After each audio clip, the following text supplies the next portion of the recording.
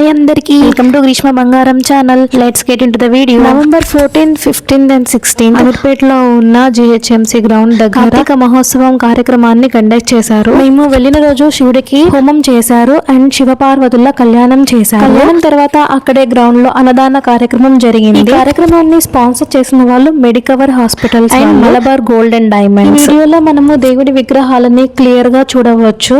ఈ video live చేశాను, but live లో అంత క్లియర్ గా అనిపించలేదు నాకు దేవుడి విగ్రహాలు.